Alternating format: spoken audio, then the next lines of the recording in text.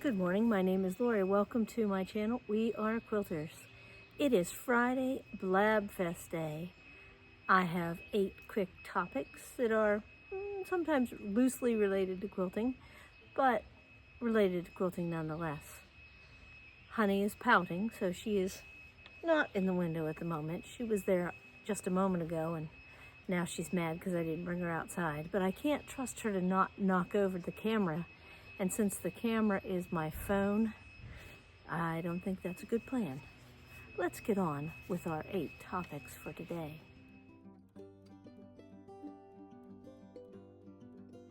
Topic number 1 is the shortest block parade ever. Let me show you some pictures of this fantastic block, and I hear in the background someone is leaf blowing because heaven forbid in the forest there be a loose leaf. What a nice background noise. Anyway, hope it's not too annoying. Nothing I can do about it. Here is the block that I did on Monday. Now remember, I was embellishing the herringbone to make it super embellished herringbone.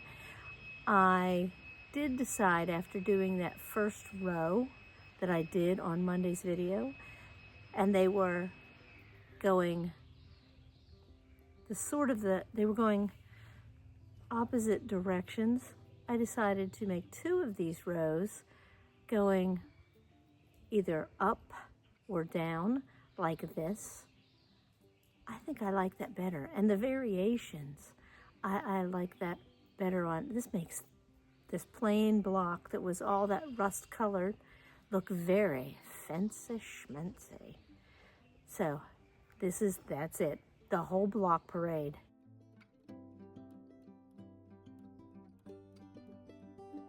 Topic number 2, guild fabrics.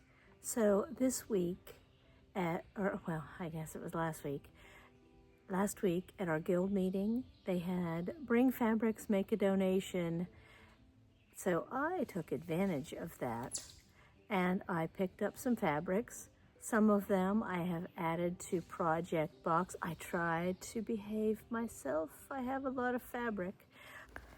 I had a student give me my first red hat when I was 37. Just saying. I've been living for this attitude. I love this fabric with the clock faces. They will be great to be fussy cut. Cute little kitties. Great for the alphabet quilt. And some background fabric. Nice tan with little snowflakes. And some snowflakes on a nice tan background. I love snowflake fabric. And some shirting with little blue flowers. Great for a background someday. I picked up some Raggedy Ann fabric at the thrift store the week before. I found a center panel that has Raggedy Ann and Andy, and I have a fantastic Raggedy Ann doll for my sister. She collects Raggedy Anns. So maybe I'll make her a little quilt to go along with it before they get here for their visit. Can't make any promises. But this is cute little fabric, and it would be great for a small doll quilt.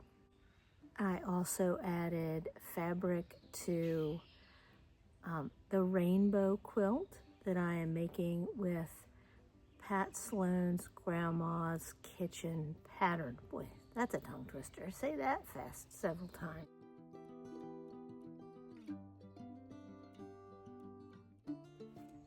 Now, leading into that, topic number 3, thrift/yard sale finds. It was a dry week for those kind of things. I did pick up another bead container. That was at the guild thing. Even though it was a fabric thing, I did pick up another bead container. And you know, I'd like to share some thoughts about beads and how this was a fantastic little container, but it doesn't look like it's ever been used. Still had the label inside. No dust, no schmutz, and never used. So let me share my thought with beads with you now. So I started pulling out beads that needed to be in little boxes so they're usable. And Wow, there was more than I realized. But they're not going to be used. And some of these I've picked up at sales that the containers aren't open because people didn't take them out of those horrible little containers so they could use them. Now, it's no big deal to dump things from a little bag into a container so it's easily used.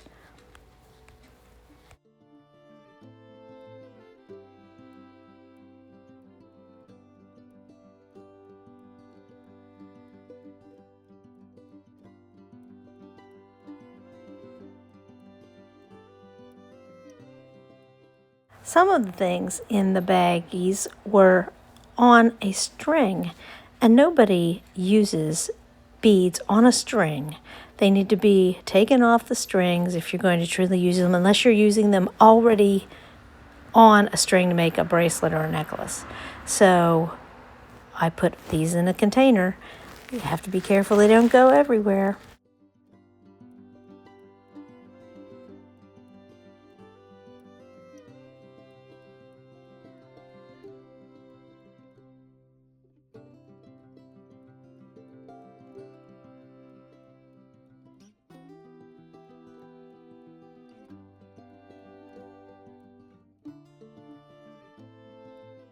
And now the fun begins. The big tangled mess on strings, I'm pulling them all off so they are readily usable.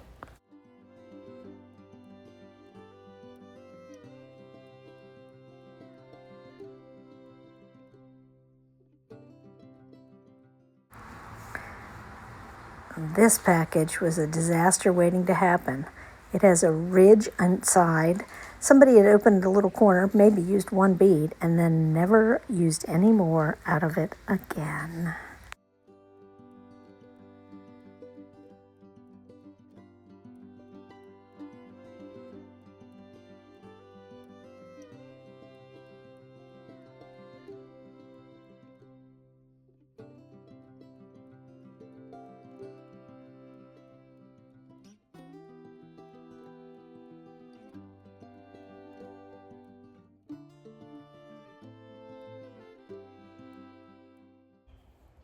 I did find some other things at the thrift store.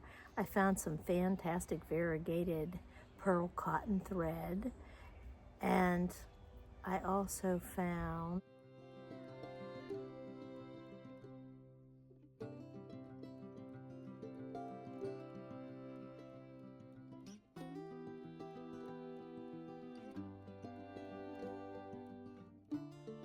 topic number 4, behind the door. Everybody loves to see other people's stuff. I love to watch videos on people's stuff when I'm in the mood. So we are getting further and further in. We are on the B3 bin. Now we only go up to B8. So slowly winding down, here is what is stored in the B3 bin. Let's see what we've got. This one's a little fatter. I'm not sure what's in here. I see grass fabric. Oh. It has the sheet that went with it that tells about it and tells who worked on it. It's so cool, and what they did to it. So this should be up with the other. Look at this. This was an Easter. Let me move that stuff out from underneath it so it lays a little flat. This was an Easter wall hanging that we added things to. You had to create the egg on the background. And then we sent it to the different people on the list. And you got it back, and it had all kinds of stuff on it. Mine has bunnies and flowers. This ribbon is fantastic. And little, you know what these lazy daisies are missing? Seed beads. They are missing seed beads. And rickrack and ruffly ribbon and lace and pearls with gold beads and mirrory beads. Like sequins, but mirrored. Little bunnies. Oh, so cute. Okay, that was one thing that was in that bag. Let's fold that up. Set that aside. And let's see. There is another thing in this bag. Oh. I'm going to finish this for one of my best friends as a Christmas present. She loves Christmas. Her son is getting married 12/22. She is a teacher. She loves apples. Thank you in advance for your help. Oh, I know my friend Bernadine does not watch this, but I know it was for her because she loves Christmas. And I know that's when her son got married the first time. So I guess I never made it into a Christmas present. Look at all that bling on there. Ooh, little apples and little tiny yo-yos and stars and teachery things. Maybe I need to finish that up for her if she still wants it. Ah, very nice. Yay! Very good. I'm so glad I found those. Now I have 2 more projects. Woohoo!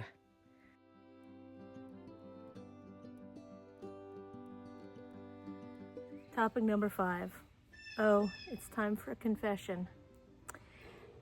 When I was making the Study in Scarlet block for the month of June, and if I fast forward a couple weeks and I have the completed block, I noticed that the completed block does not match the drawing in the quilt that's on the front of the book.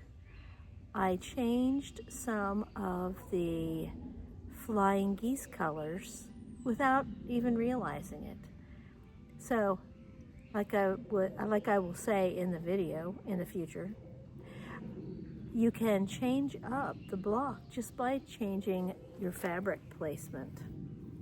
It does make a little bit of a difference, and you have to be happy with the final block and how it looks.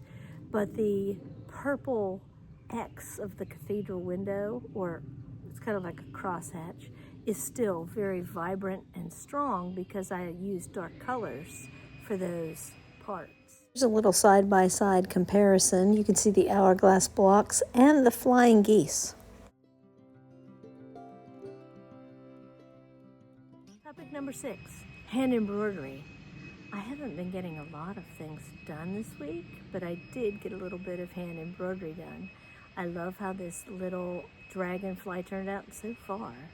2 of the blocks have this little lovely dragonfly, same colorations and colorways, I believe, and I got a lot of the stems done. So I think it'll be much more exciting once all that green is finished, and then I can use all kinds of different colors for those flowers. So a little bit of progress.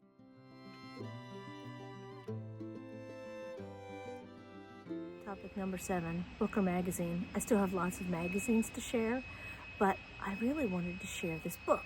I've never seen one quite like it. It does have a nice fold flat feature because of the spiral inside binding. And it's a Better Homes and Garden book. I doubt it's still available. I did not look to see if it was available on the secondary market or not as a used book. I have never seen one of these, but I did like some of the features of this book. Let me show it to you now. Enjoy. Today we are going to look at a book that I picked up at a guild meeting instead of a magazine. I've never seen this book before, and I'm surprised. It is Patchwork with Triangles. It has some good points and some bad points. It has some beautiful quilts that I'd like to share with you. And because it's a book about triangles, somebody even threw in a page about triangle rulers. Now, this book was published in 1994, and it has nice pictures because it is a Better Homes and Garden book. And it has nice diagrams, and it explains everything.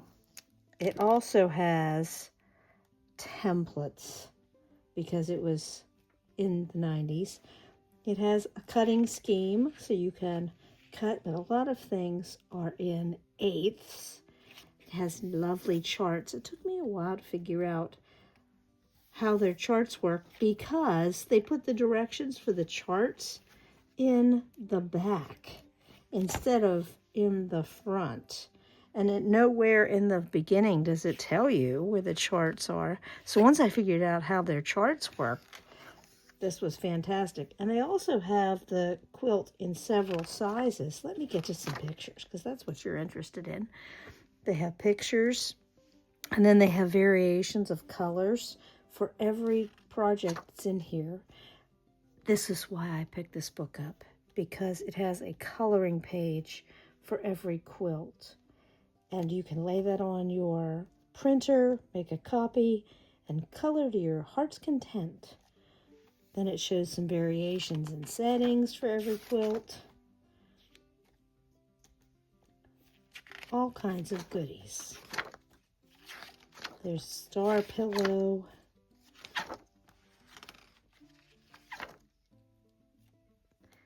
And changing the colors from here to here. A coloring sheet.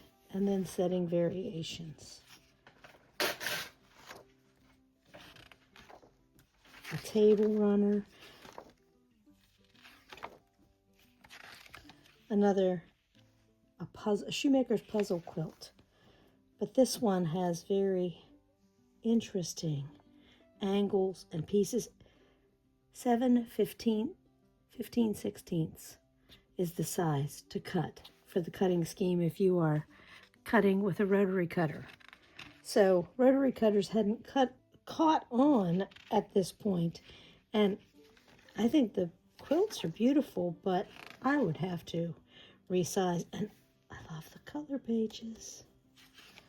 So much good color. This was one of my favorites, the basket quilt. And it has very odd size pieces, but very nice baskets. Looks much better done in actual fabric than, but the mock-ups of color are very nice. And then the variations of setting are very nice too. It even has machine embroidery, very quick machine embroidery for an art quilt. Lady of the Lake. Again, odd size pieces, 9 7/8. At least that's not a 16th. But interesting size pieces. And then they set this one at an angle. Beautiful pictures. And color variations and a coloring book page. And then a difference, and it's called Rocky Glen Quilt. I have never seen, I've never noticed the Rocky Glen quilt versus the Lady of the Lake quilt before. And another art quilt. Very detailed directions about that art quilt.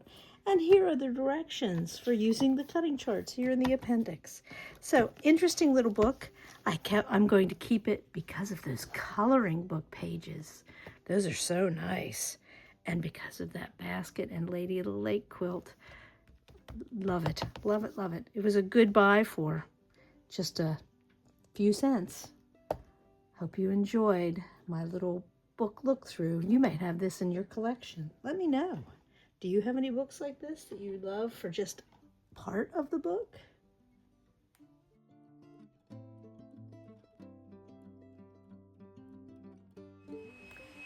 And last but not least, everyone's favorite, viewer contributions. Let me show you Diana's beautiful quilt. This is Diana's beautiful signature quilt. I love the soft, subtle colors and all the signatures.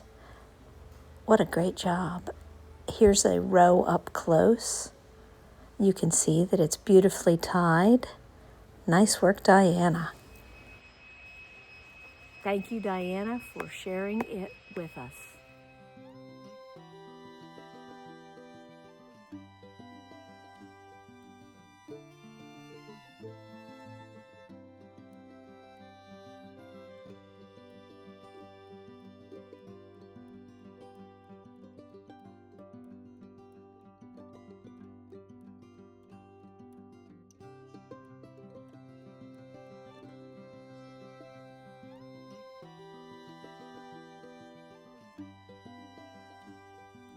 Bye.